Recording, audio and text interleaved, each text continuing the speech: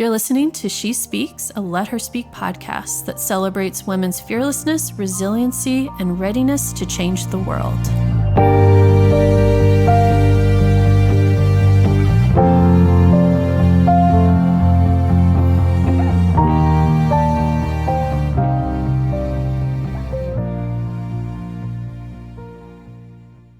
Welcome back, everybody, to the She Speaks podcast. I'm Catherine Porth, your host and the founder of Let Her Speak. Today's episode is very special to me because I got to have a chat with one of my best friends, my companion throughout the pandemic. We were in each other's friend bubbles for that 2 years. So fortunately, she was a touchstone for me. And we ended up having a lot of heart-to-heart, deep conversations throughout that time that were really amazing to be able to have someone to talk through a lot of these things, especially someone like Booth, which if you do not know Booth Andrews, I guarantee you're going to really love everything that you're about to hear. She's amazing, especially if you have struggled with burnout, struggled with mental health, struggled in figuring out how do you do all the things and be a superhero. And also, if you need someone to remind you that you need to take naps and that you need to drink your water and that you need to listen to your body, all of the things. And also, if you happen to be in person with Booth ever, ask her for a hug because they're phenomenal. I'm not personally a hug person, but I will accept a hug from Booth. So I'm not going to give too much away about the conversation that she and I are about to have, but I really hope that you enjoy it. And without further ado, here is Booth. Our conversation, not that we haven't had it yet, but more than likely, it's going to feel like you're a bit of a fly on the wall in most of the meetings that Booth and I have when we talk with each other. But first, I want Booth to tell you all about Booth and what Booth does and why she's important. Oh, goodness. I'm supposed to you didn't tell me I was supposed to tell you why I'm important. I'll just tell you who I am, I think. My name is Booth, and I am an entrepreneur and a lawyer. I have spent the last 7 years learning to heal from an epic crash and burn that I went through in 2015. So I was burnout before it was cool. And that severe burnout that I did not know at the time what it was or how to respond to it. I basically picked the high road and ignored it completely until my body and mind completely crashed and burned. So I became an entrepreneur by necessity. And now I spend a lot of my time hanging out in the entrepreneurial space in Knoxville, which is where I met Catherine, with the Entrepreneur Center and the Women in Entrepreneurship Group. And just really recently, in the last year or so, have started as one of my areas of focus, or really a growing area of focus for me, is mentoring and coaching other female entrepreneurs about how they can bring their whole selves to their work and their businesses, both for all of the reasons that you might want to do that, for sustainability, for joy, for well-being, and for really aligning your opportunity to come to the world and make a difference with all of the tools and resources you need to be able to do that in a sustainable way. And you said you didn't know how to talk about why you're important. Come on, Booth. Come on.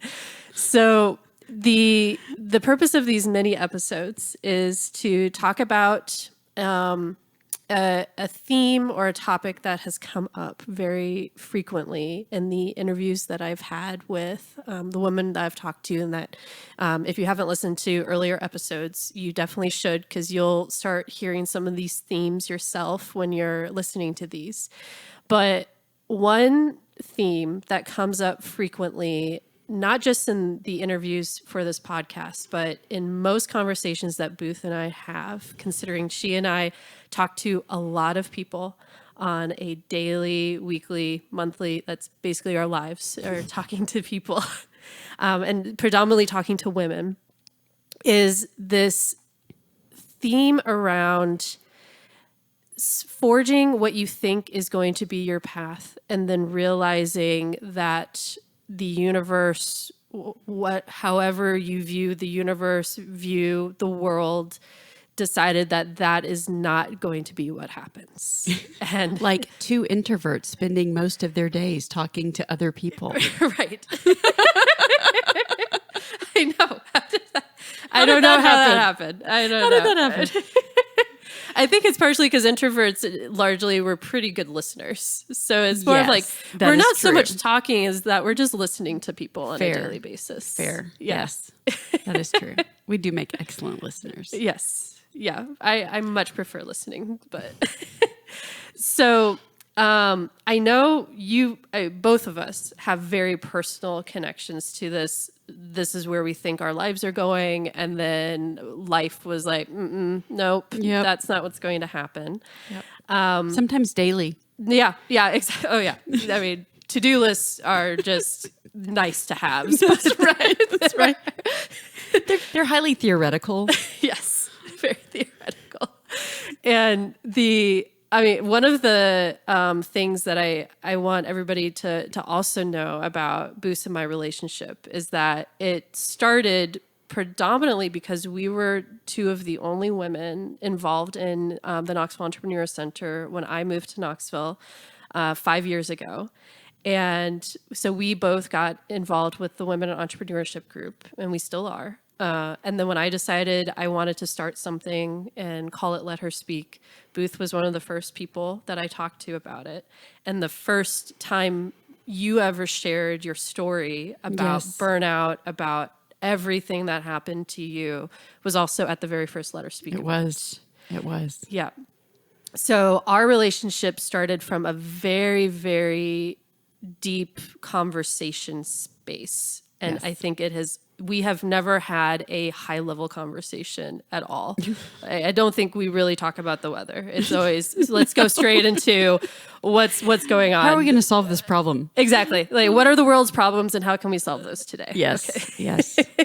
So I would love for you, talking from, your own personal experience, but then from all of these conversations and the women that you're helping and the women that you work with, of how do you approach or even start accepting that the path that you thought that you're going to be on is very much not the path forward for you?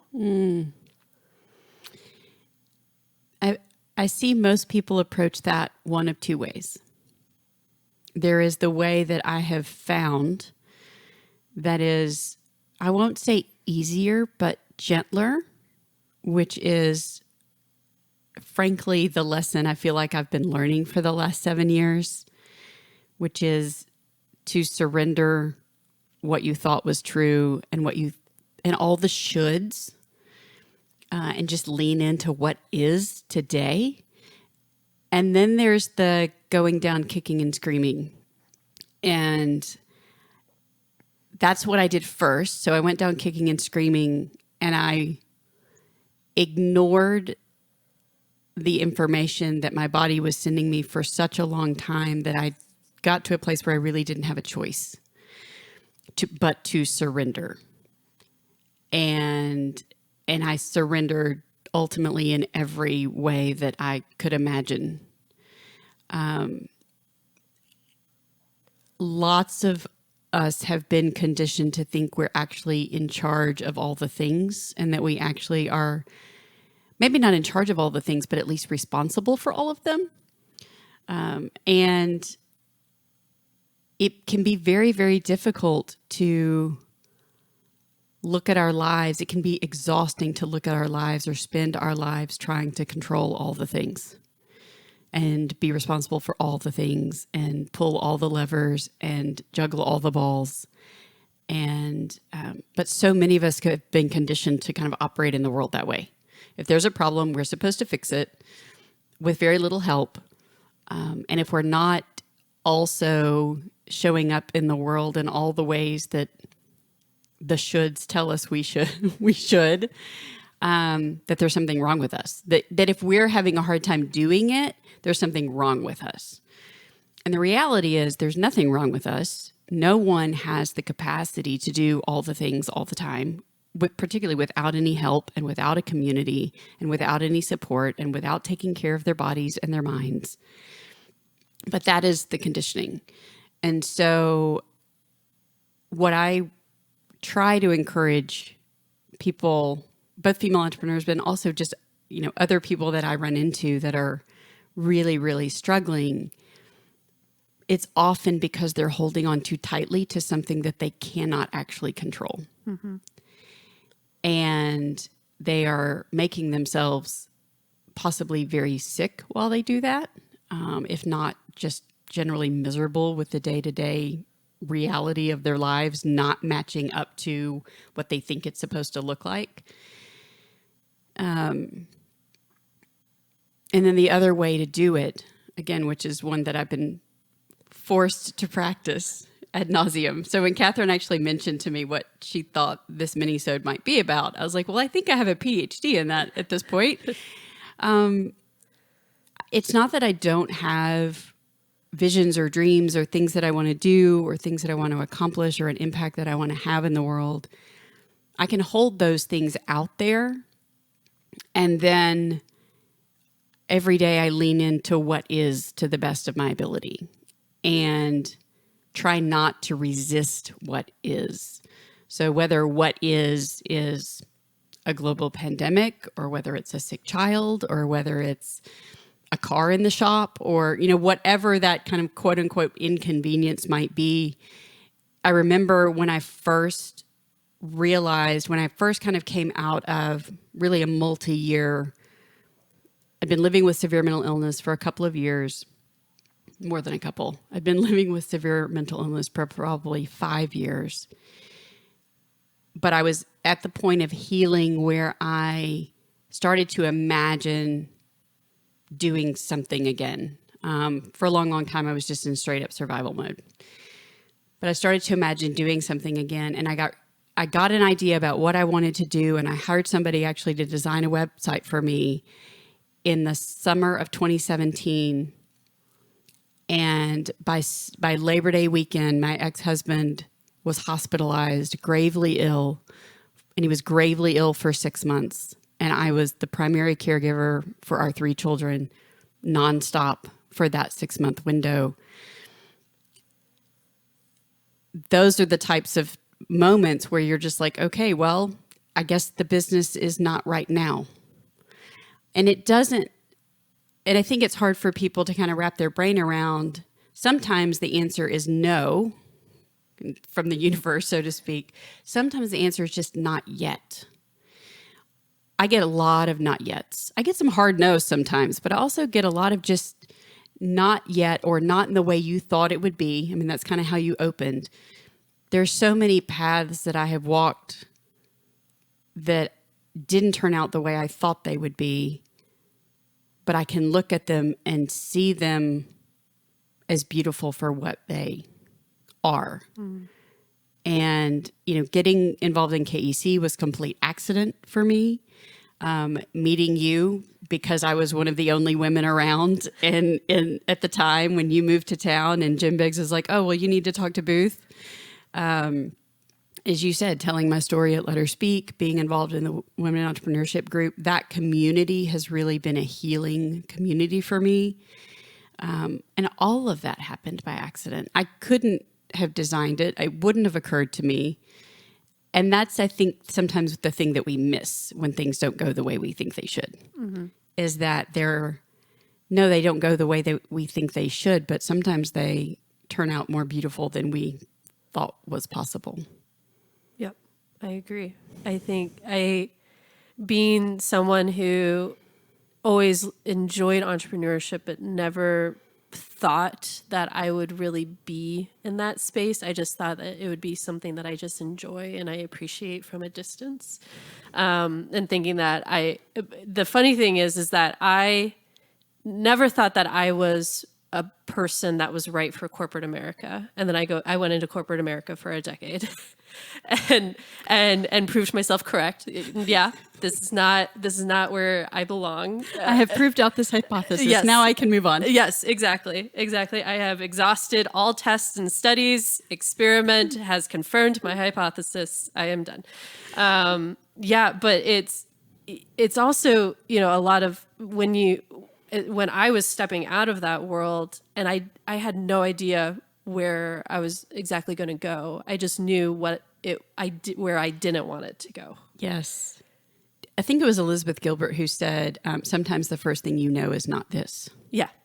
You don't know what's next. You start with not this. And I feel like there's a lot of, there's quite a few different types of entrepreneurs, but there's a big bucket of, I know what I don't want. And I feel like entrepreneurship is a way to do something that I do want. I just don't know what that looks like. Yeah. Like you said, like there's entrepreneur by choice and entrepreneur by accident predominantly. And a lot of the by accidents are, I can't do this anymore and I need to do something else. But I'm not quite sure what that is building into. And I don't see anything out there, so I'm going to create it. Yeah, exactly. Yeah. So a lot of the stories that we've been hearing so far, a lot of changes came out of the pandemic, of course, and required a lot of people to reassess and evaluate what they had built. And some came to the conclusion of, I hate what I built and I need to stop and figure out what it is, why did I do this in the first place? But do you think that the pandemic just sped up that process for a lot of people? That a lot of people would arrive at those same conclusions, it just might have taken a little bit longer? I haven't thought about it that way, but I think it's possible. I think there is a little bit of a human development thing where I think, again, I think we often see people get to their 40s or 50s and go, oh, wait, like I did all the things I was supposed to do. I'm still not happy. Well, I don't really know why I'm doing this anymore. I think we start to see people ask those questions when they get to 40s or 50s. Maybe the pandemic accelerated that. It certainly put tension in all of the weak spots. Mm-hmm. I mean, I was having lunch with some folks today and somebody was talking about how COVID affected her body versus like how it affected my body. And the thought that went through my mind was COVID attacked the weak spot. So if the weak spot, whether that was the weak spots in your body, your system, whether it was the weak spot in a family dynamic where people were now forced to be at home, whether it was the weak spot, the things that weren't working in the business, but the upside perhaps seemed to be enough that it was worth it to keep going. I would say I would think the pandemic would have asked people to evaluate the formula they've been using to assess the value of their lives. Because even in entrepreneurship, perhaps particularly in entrepreneurship, there can be this kind of ideation that, well, once I get to X place, it will all have been worth it. But when you see people kind of randomly and perhaps indiscriminately losing their lives to a virus that no one can control, I think of course it would have people start looking at that formula differently. Like, oh, wait, is it really worth it? Is whatever is on the other side of this business that I created or whatever is on this other side of this career path that I've chosen, is it worth my life? Is it worth my relationships? Is it worth my health? Is it worth my joy? And my personal hypothesis is that there's nothing that's worth it. There's no career or title or amount of money or entrepreneurial venture that is worth your health and your relationships and your ability to lean into your day-to-day joy. And I say that as someone who went through a massive smackdown in order to reach that place. So for me, I remember in the very early days of the pandemic, I was in my kitchen one morning, probably making coffee, and I was thinking about what I had been through for the prior 5 years, which was basically being everything is uncertain. Nothing is guaranteed. I don't even know how my brain is going to function today. And feeling like, oh, I've been here. I've been in that place that now everybody else finds themselves in, where all bets are off. Nothing is certain. And now you have both the terrible opportunity in some respects to reevaluate that equation. And does that equation still work for me, or does it not work for me? And I think prior to the pandemic, it was easier for people to just kind of put their head down and go through the motions, whether the equation made sense or not. Mm-hmm. Yeah, I think it was, there was a fast moving train that it was impossible to feel like you could jump off because there was no reset button available at the time. There's no train stations. No, none. It's just going. Now, the one thing that I've been thinking about, I've been wondering is, there's a lot of obviously horrible things out of the pandemic, but there was a very positive discussion that started off in the very early days of that reevaluation. Oh, now I understand the things that I could let go of, and I am happier for it. And my main wondering now that, things have opened back up, there's the mask mandates aren't around anymore. There's events, things to do, is are we going to go right back into our old habits and completely forget it, to some degree, everything that we had just learned about ourselves because everything opened back up. Yeah. And that was always a lingering, and I know you and I talked about that. Booth and I were in each other's bubbles throughout the pandemic. So we would be able to see each other. We were like the only two people outside our families that we really saw. And I remember us talking about this is this just a respite, and then it's going to go right back to business as usual? And do you, from everything that's happened, at least so far, do you think that there are distinct things that have really changed that are going to stick? I mean, there's the Great Resignation that's kind of morphed into, I think people are calling it I think it's like the war for talent, I think is what they're calling it now. But, do you think that's going to also dissipate and people are going to find themselves kind of back where they were in 2019? It was a giant permission slip, right? It was just like you said, I hope not. Here's what I know about, culture and systems. Systems are built to perpetuate themselves.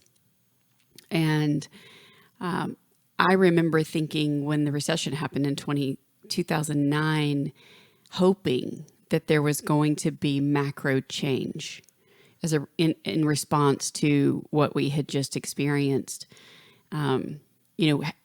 What I know, systems perpetuate themselves. They are highly resistant to change. And it takes a real shock to get people and systems to make sustainable changes over time that actually result in the system being different. I do think that the pandemic was a huge shock, again, to all systems. I think some of them will come back online and continue to perform like they always have. Goldman comes to mind. Goldman Sachs. I've read a little bit of top line just about their stance on people coming back to work and back to the offices. I do think people gave themselves permission to ask questions about their lives that they've never asked before. And for those people who really engaged in that inquiry in a kind of an open-hearted way, I would imagine it might be difficult for them to go back exactly to the way things were. Mm-hmm. I also know that, as someone who essentially started to crash and burn at 40, my conditioning still, I can still find myself with an overwhelmed calendar, as Catherine knows, despite all the things that I know about what I require to stay well and what we all, frankly, as human beings require to stay well. But I also am much more aware of the toll that it takes when it starts to take a toll. And I have more strategies for how to respond to that as opposed to just ignore it and act like it's not happening. So my hope would be that people don't forget what they learned, and yet I know how easy it is to forget every single day. What I generally tell people is that well-being overall, and I say this in response to Catherine's question because our systems, our cultural expectations and our systems are not actually currently aligned with what our well-being requires in so many ways. Mm-hmm. That's a whole nother episode. But what I tell people is that well-being is a series of small choices you make every single day, whether you're going to step toward yourself and what you need and what you require in order to be well, and frankly, in order to bring your highest and best to the world, or a step away. And so my hope is that even if people made incremental changes or shifts in their thinking or in the way that they invest in the things that matter the most to them, that they'll continue to practice making those choices every day, and that there will be outcomes that are different.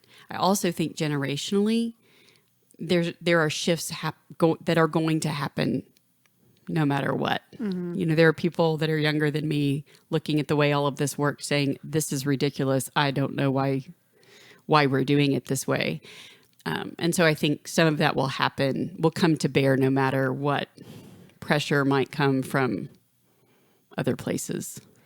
I worked with someone that we would have these kind of conversations of like, how do you remove a lot of these systemic issues? And he and I were predominantly talking about within corporations and the corporate structures and the systems that are involved in the culture. And this was 2018. So this was before a lot of discussions around diversity, equity, and inclusion were becoming more to the forefront. It was right around the time I think the Me Too movement was starting up. And I remember him basically just saying it has to just generationally phase out.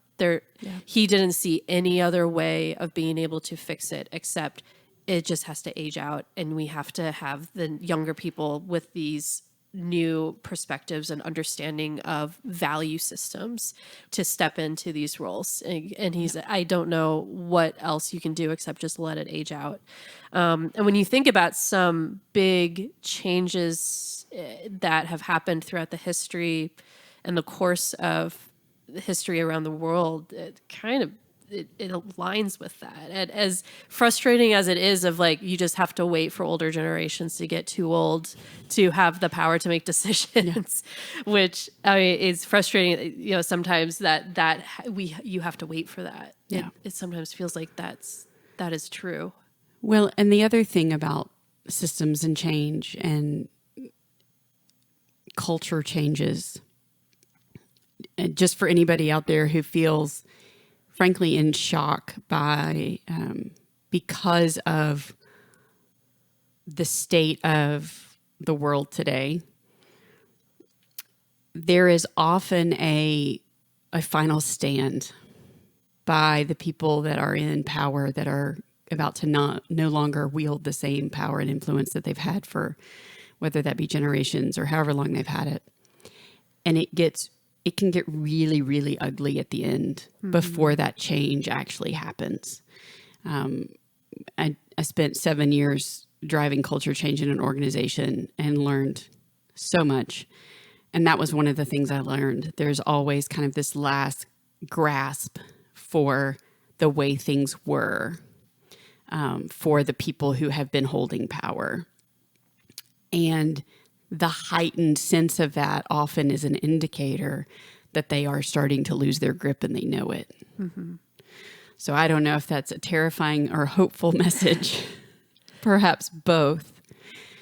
But in the context of change, kind of knowing that that is a part of the macro process that happens, perhaps will make people feel,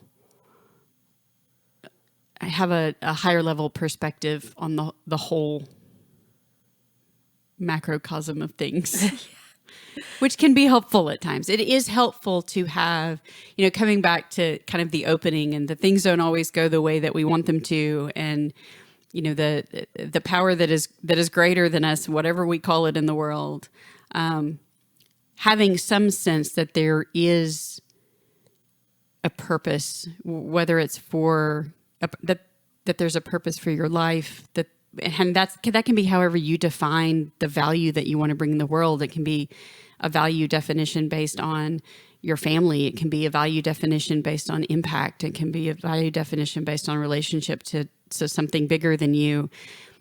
There's lots of ways to define value and values, and your relationship. I think the Nagoski sisters, like your relationship with something bigger, which is so critically important for well-being, and also staying connected to that sense of value, that sense that there is something bigger than us in the world, the sense of that we're all actually interconnected and interdependent, can help us stay steady in a world that is not the way it should be, in a day that is not the way it should be, in a career path or an entrepreneurial journey that's not the way we thought it would be. It can help us stay anchored and steady no matter, and I think that's in my great surrender experiment, which I did not choose, but have learned to deeply accept, that sense of, I can control what I can control today. I'm going to release all the other things I cannot control today. And I'm going to keep my eye on the something bigger to the best of my ability.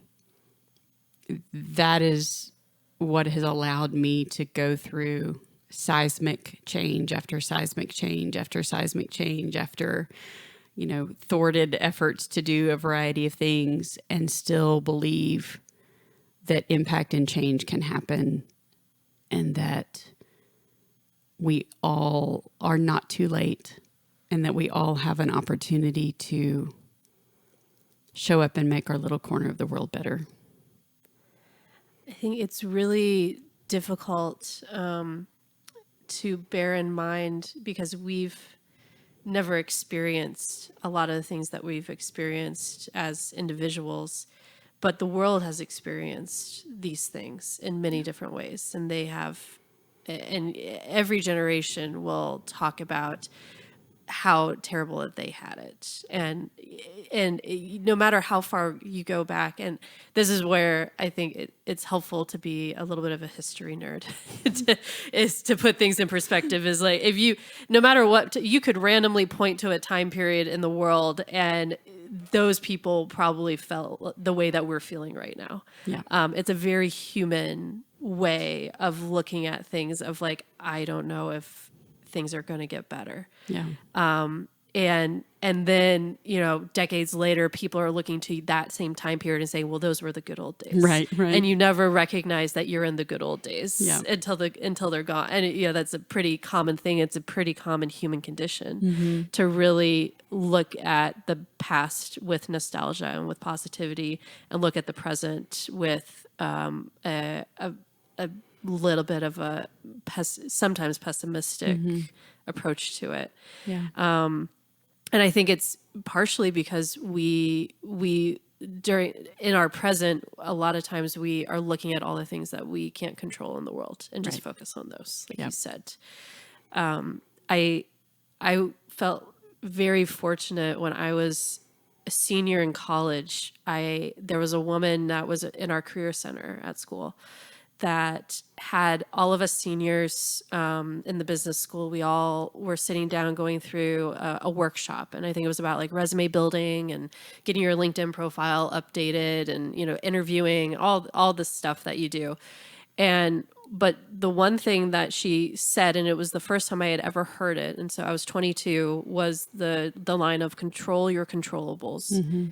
You have to let go of it all. But at the end of the day, if you can tell yourself, I controlled what I could, that's all you can do. And she was talking in the context of getting a job, of, you can control what you wear, you can control what you put on your resume, you can control how prepared you are and the research that you do. You can't control whether that interviewer was having a bad day and put that on you, or, there's a lot of, and you just have to let that go. Yeah. And I think I've carried that with me since I was 22, that I didn't realize or understand that it was actually a practice in like awareness and mindfulness of in the moment. And those words get tossed around, I feel like, so much now that people kind of disassociate what the true meaning of any of that is. Well, partly we aren't always clear on what actually are controllables. Like we think we can control more than we actually can. Yeah. And one of the other places where I personally have had the experience of, I can see macro and micro, and I was in a leadership role and had that approach. I'm going to pull every lever that I can pull. I can't control my outcome, but I'm going to pull every lever I can pull. And I have a tendency to want to pull all the levers at the same time, and was not able to discern. And I think you and I have had this conversation. I've heard somebody tell this story recently. The pick which balls you lay down, which ones are glass. Actually, I think Candace Troutman was talking about that last week at Made for Knoxville. But the more depleted we are, the more we lose, because we're pushing too hard all the time, the more we lose our ability to discern about which balls are glass and which balls are plastic. Mm-hmm. So the metaphor for those who weren't there last week is, we're juggling all the balls, and every day we decide which balls we can drop. And if we need to drop some, just don't drop the glass ones. And think about the glass one being like your relationship with your partner, or your relationship with your child, or your health, frankly. So you can drop some of the balls, just don't drop the glass ones. And the more depleted we are, the more we lose our ability to discern which ones are glass. They all feel like glass. Mm-hmm. And that was actually part of what contributed to my crash and burn, was that everything felt like glass. And often in the world that we live in, everything can feel like glass. And so, yes, control your controllables, but also invest in your ability to discern what is glass. And that is, again, a function of where you are from a well-being perspective, physical, mental, emotional, spiritual well-being, where you are in your relationships, where you are in community. All of those things will inform what is actually glass in that moment. But I think a lot of us don't even take the time to figure out which ones are glass, which ones can, and which ones are not glass, and which ones can I drop today. We just think we're just supposed to keep picking them up and juggling them to the best of our ability. Right. We have talked about that. I always use the spinning plate because I'm food centric, and my life feels more like I'm jumping from plate to plate all the time. Like there's a lot of movement. I can't juggling, like I'm standing in one spot, so plate spinning has always been my analogy, because that's just how I feel like I go through life. and this is something I don't really talk about. I mean, you and I talk about this, but I don't talk about it a lot with a lot of people is, when I was in the world of data science and research and we were talking in psychology and learning all about top-down attention. And I mean, it's been around since the 70s. Psychologists have talked about it for a long time. Once I started digging and understanding what that was, I think that's when I really started understanding what was glass and what was plastic at that point of, top down, in case you've never heard about top down attention.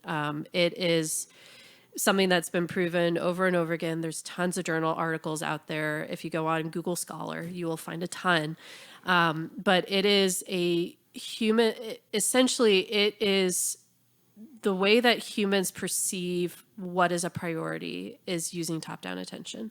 The things that are most important to you, you're going to tend to first. So for a lot of people, predominantly women, our top-down attention is usually geared more towards your child, your partner, and yourself is a very distant priority a lot of times.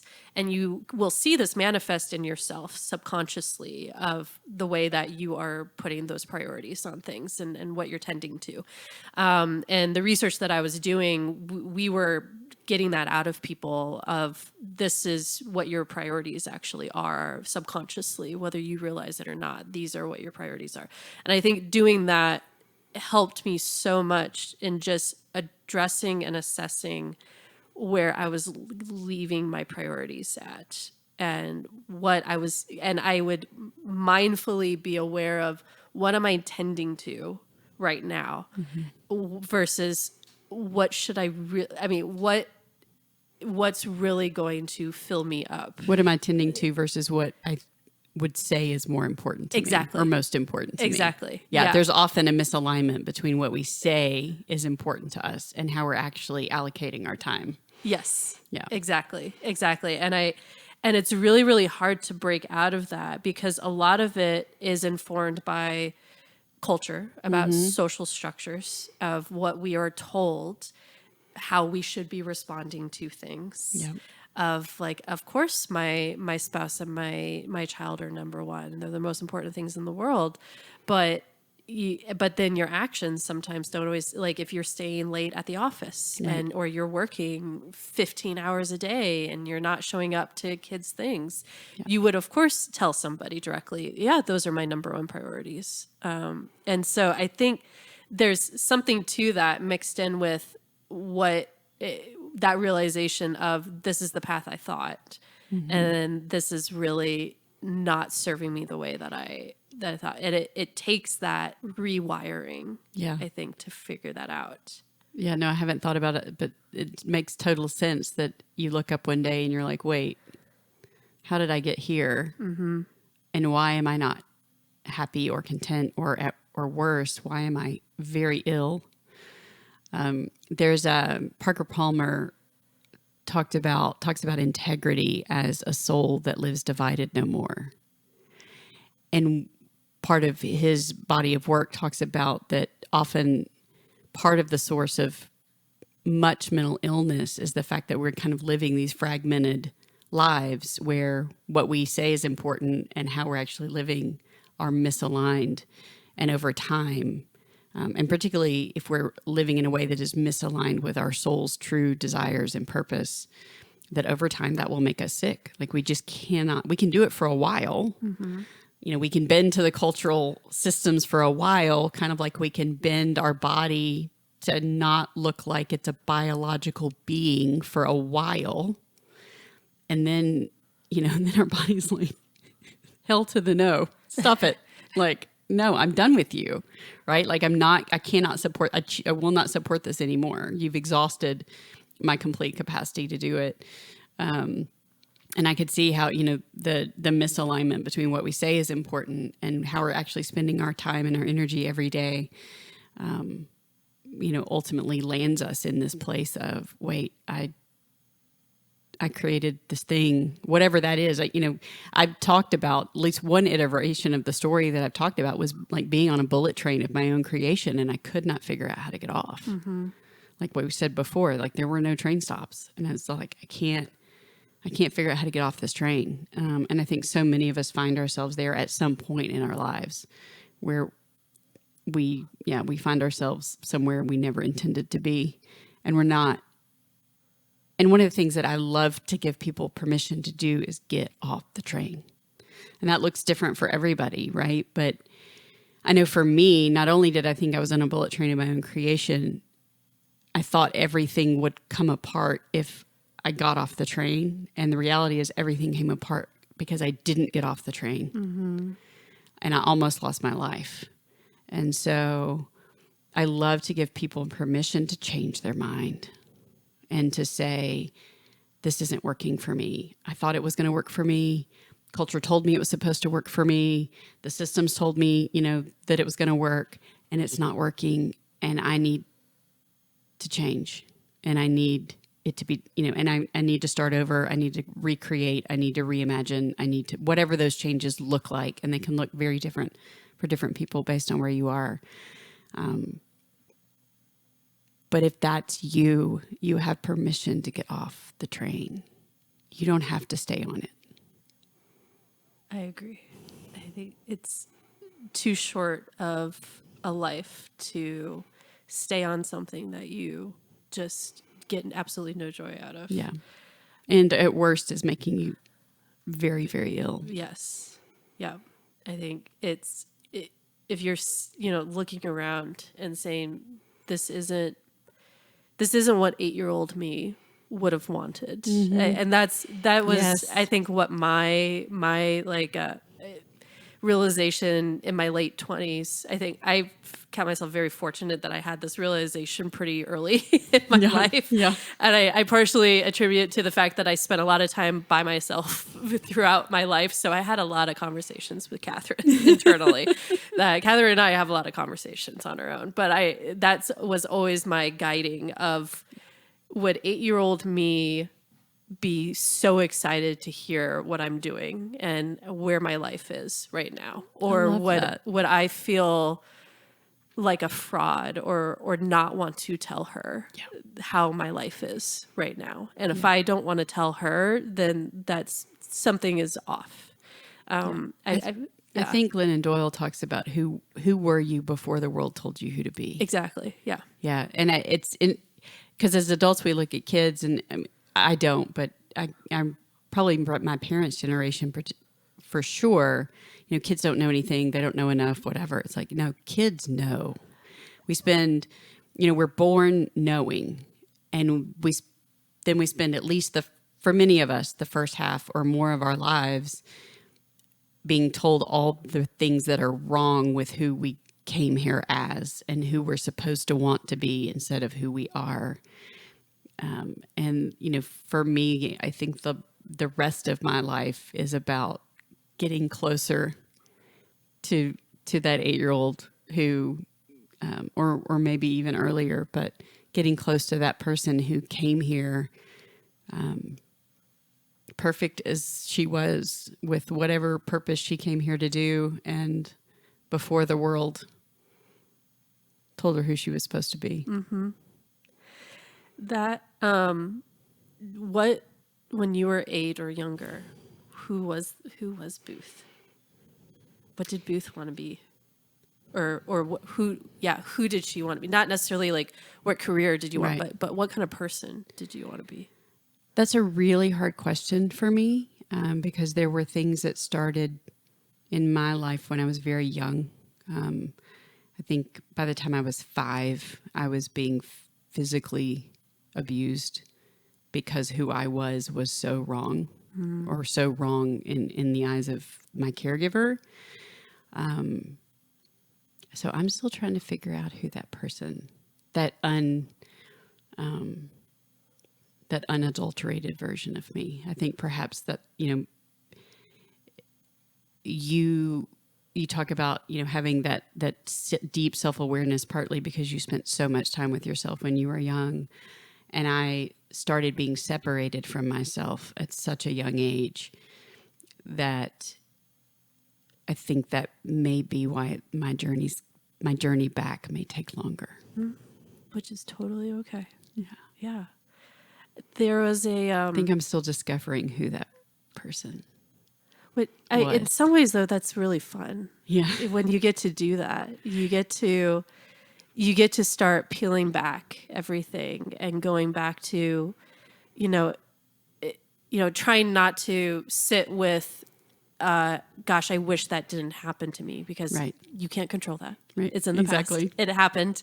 Unfortunately, there is no redoing it. But yeah, really trying to think through like who was I? I mean, that definitely happened to me. I mean, I went through most of my 20s Yeah. being completely, essentially subjected to, this is who you are, and this is what I want you to be, and there was multiple people that had that.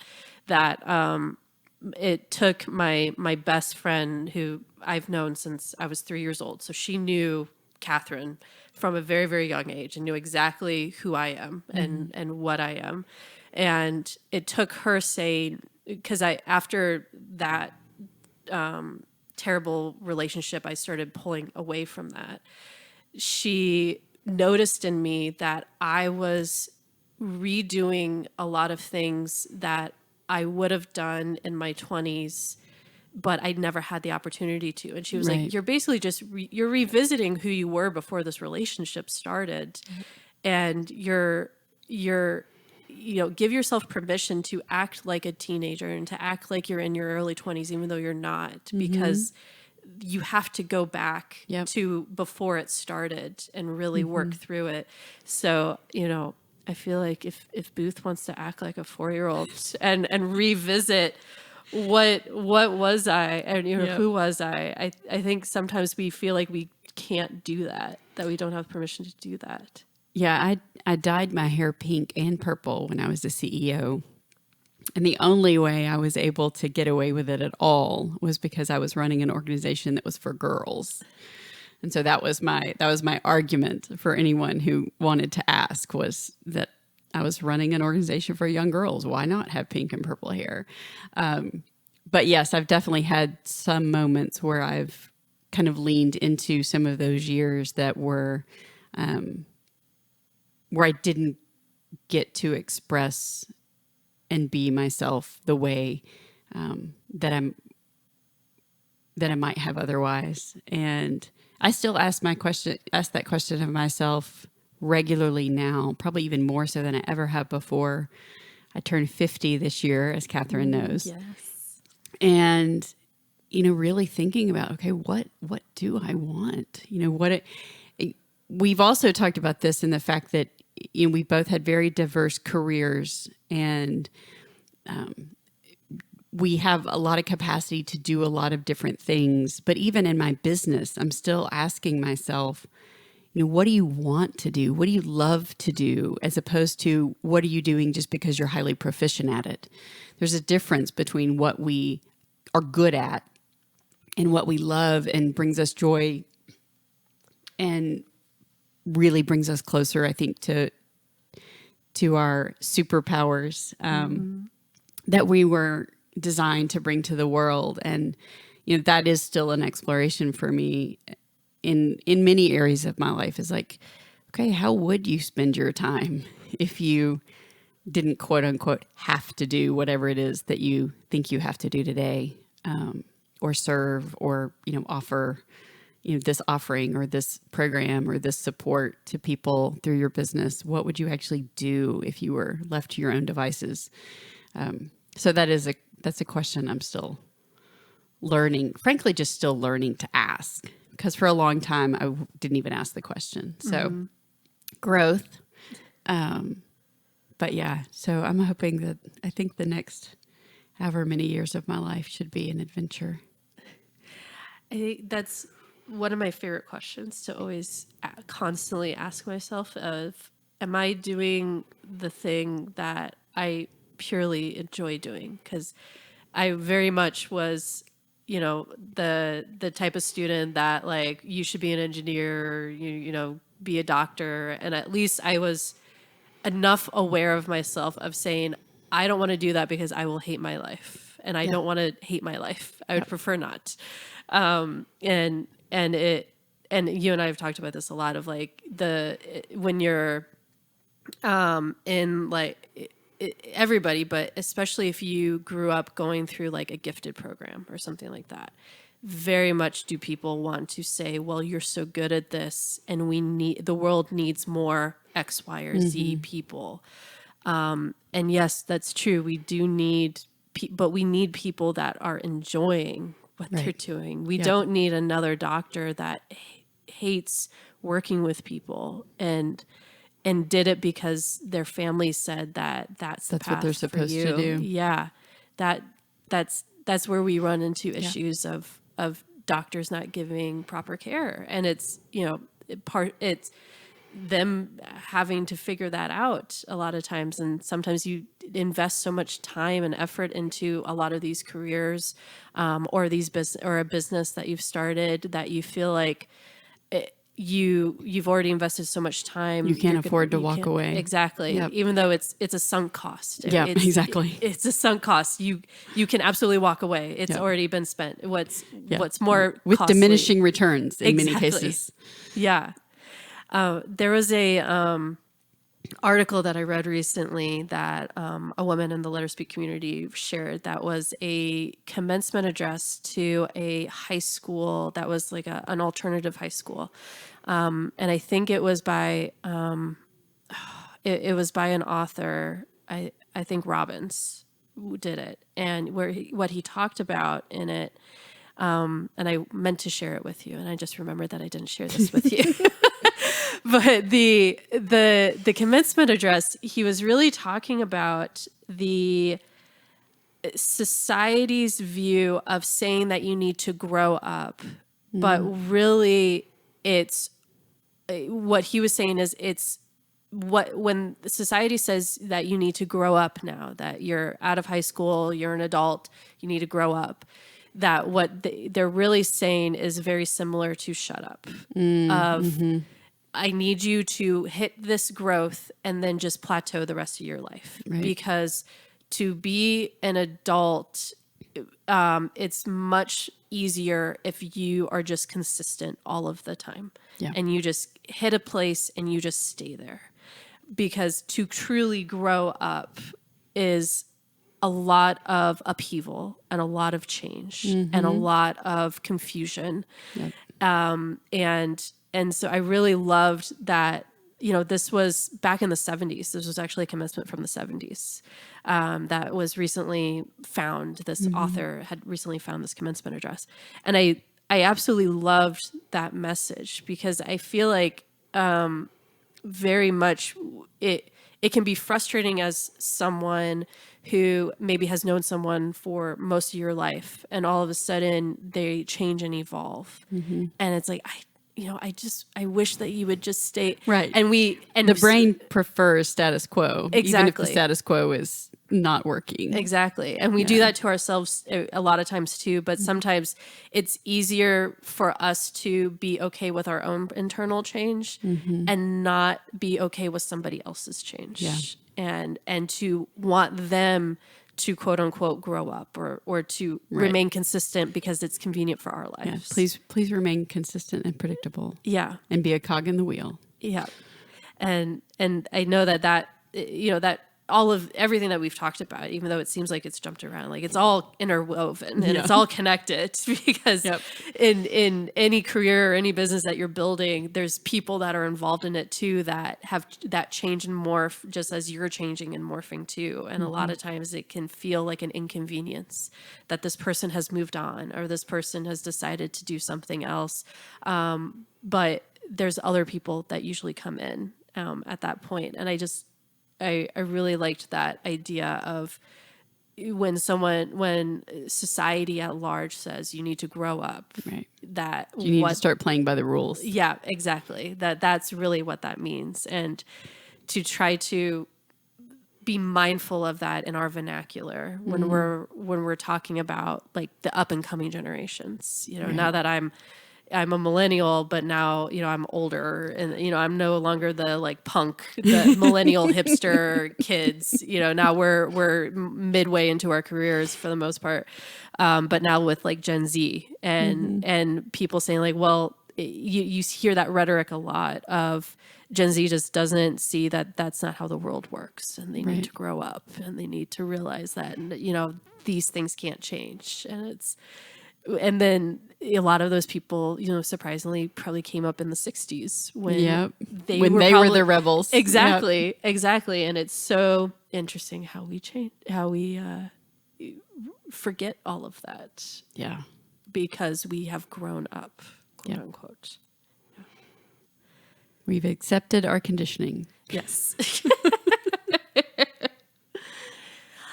So I would love for people to hear a little bit about your podcast too, because for those of you who don't know, and if you really enjoyed the conversation Booth and I had, she talks a lot about a very wide spectrum of wellness. All of the things, because wellness is very all-encompassing of a lot of stuff. Yep. It's not just exercise and eating right and drinking water. So true. It's way more than that.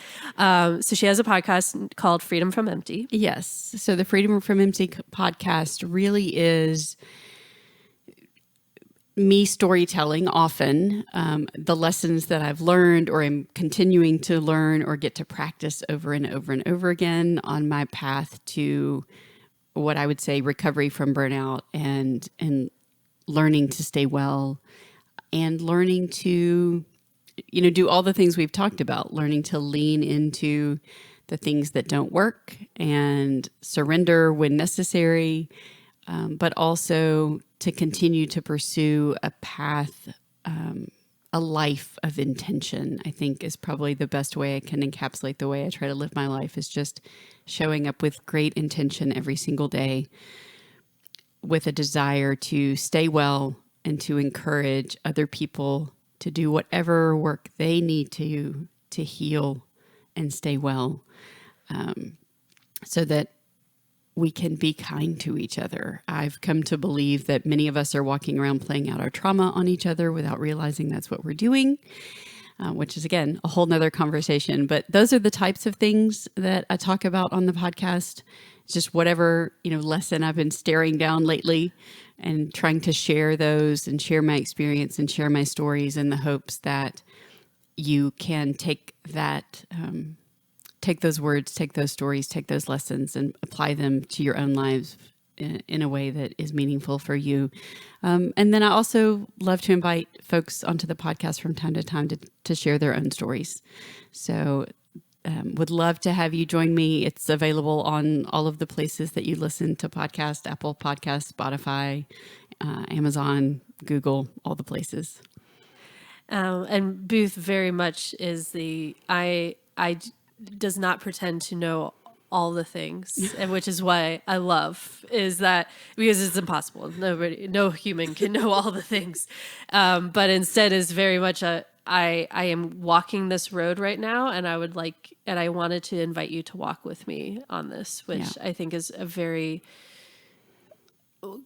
nice way of feeling like you're not so alone in all of this, that even the Booth Andrews is dealing with a lot of the things, because we are all human beings. We are all human beings. And I think that's why I started to tell my story in the first place, was so that people would feel less alone and would have perhaps permission to start to ask themselves the questions, even some of the ones we've talked about today, about, am I really living my life or building my business in alignment with who I truly am? And I think that's an exploration that so many of us could spend our whole lives doing and always learn new things, and find seasons of peace and joy and abundance and hope in the midst of all of the other mess that is around us on any given day. What are some other ways that people can also connect with you? You can find me on Instagram at the Booth Andrews, or go to my website at boothandrews.com. All right. Well, thank you so much, friend. Thank you spending for time with having me. Yep. So I hope after listening to this episode that you also want to become best friends with Booth. She is a great friend to have. And this is also our opportunity to have a new homework assignment for you. So if this is your first episode of the She Speaks podcast, go back to episode 1, where I welcome you all and am talking a little bit about the journey that we have all been on over the last 2.5 years. And I gave everybody a homework assignment in episode 1. And then throughout these not so mini-sodes that we are doing throughout the season, I'm also going to be checking in with all of you and giving you a little bit of assignment, field work, food for thought, however you want to frame it, but just something to help you connect as much as possible with these stories and to apply it to your life in a way that is meaningful, that is helpful, that is motivating. So prior to our episode and interview with Booth, where we were talking about how navigating and knowing that and accepting that your path is not always going to remain your path, and that being open to change and to having to reassess and reevaluate and check in with yourself on a regular basis, because the path that you're on now may very well not be the path that you will find yourself on a year from now or even a week from now. We also talked with Erika and Jasmine and Rachel, 3 incredible women, all entrepreneurs who have also found themselves on paths that they didn't necessarily realize that they were going to be on not that long ago, certainly not during the pandemic. Erika was on a roller coaster ride. You heard all about her story with her business, with having to change the name, with the personal struggles, with losing her father. A lot of things were happening and have been happening with Erika. And one of the things that she really talked about was that realizing that the work that she was doing, how was that making her feel? And she frequently gets goosebumps with the work that she's doing. With Jasmine, you heard her talk about some of the lowest of lows that she's ever hit in her life during the pandemic, and the struggles of, from the outside, it seemed like a successful business, but on the inside, she was very much struggling personally. But she had an incredible village around her, and she realized the importance of having the right people around her that would support her, that will speak up for her, that will be here at the dark times, and will be there in the light. And lastly, Rachel, who has gone through a lot, from divorce to forging a new partnership, having to completely change her life, change her business. Her business exploded, and she had to go along with that and realize that there was a new path to take. So with each of these women's stories and with the discussion that I had with Booth, here is my assignment or homework or whatever you want to call it. Is actually, there's several steps to it. So the first one is checking in with the work that you're doing right now. What is it making you feel? Is it making you feel happy? Is it making you feel proud of what you are accomplishing? Does it give you meaning? Does it help you to connect with others? Or is it leaving you feeling empty, feeling like you could give so much more, you could do so much more, you could be so much more? Check in with yourself right now about that and just ask yourself that question of, is the work that you're doing right now making you feel in a positive way, in a negative way, in a neutral way?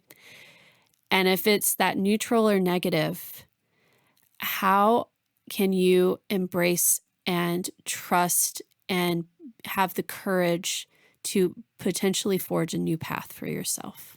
What are some small steps that you can do with that? The other piece of the homework that I want you to do is to also think about and assess the village of people around you. Are they supportive of you? Are they your greatest cheerleaders and champions? Will they come to your door at 2 a.m. with cookie dough and milk and just talk it out, talk your feelings out with you? Are they there when you have something to celebrate without being judgmental, without being condescending to you, or without feeling jealous of you? Are they there when you are just trying to you're questioning everything and you need someone to just talk it through, or they can be there and just be quiet with you when you just need someone to sit next to you, but you don't necessarily want to have anything to say? Do you have that village? And if you don't currently, or if there's toxicity that is plaguing a lot of your daily life based off of the people around you, what are some small steps that you can take to start changing over and finding new people that are supportive of you, that embrace you, that love every aspect of you, that don't feel like you're too loud, or don't feel like you're too much, or don't feel like you're too dramatic, or that you're too difficult, or that you have too many emotions, or that they just don't get you and they just want you to fit in this nice tidy little box, and they don't really want you to step outside of that box. They don't really want you to change. They don't want you to evolve. They don't want you to go on a different path if you're unhappy. And look for ways to figure out where some people who are like that could be. It could be in a group. It could be online. It could be just by showing up at some places where people are doing cool, crazy things, and you introduce yourself.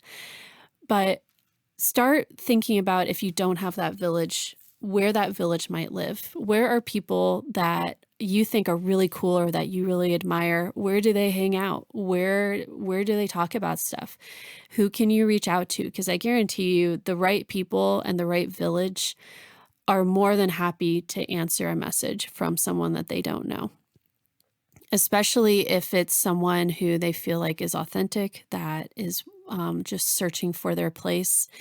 Because I can guarantee you that being surrounded by a group of people who are destroying you, it's so much worse to remain in that toxic environment than it is to be alone for just a minute as you transition to the right type of group for you, a healthy type of group for you, people who are going to quite possibly help you rewrite your story if you're needing a rewrite right now. So I hope that you find the courage and the gumption and the fortitude to go out there and find new people if you need them. If you do have an incredible village around you, I hope that as a part of this assignment that you remember to thank them and to tell them how much they mean to you. Because that's something that we take for granted sometimes, is when we have good people around us, we sometimes forget to thank them and tell them how much they mean to us. So depending on what side you're on, or if you're somewhat in the middle, that is part of my assignment for you. So I hope that you have an amazing day, and I hope that you continue to listen to our next podcast episode that will be dropping next week, and we will talk with you soon.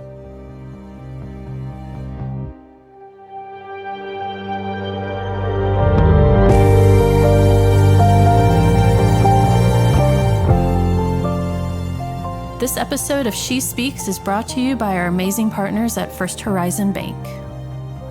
She Speaks is produced, edited, and scored by the very talented Travis Tench at Oak Hill Audio. If you loved the episode you just heard and want to support Let Her Speak's mission of elevating real women's stories, don't forget to follow, subscribe, and share at Let Her Speak USA. Together, we will make our voices heard.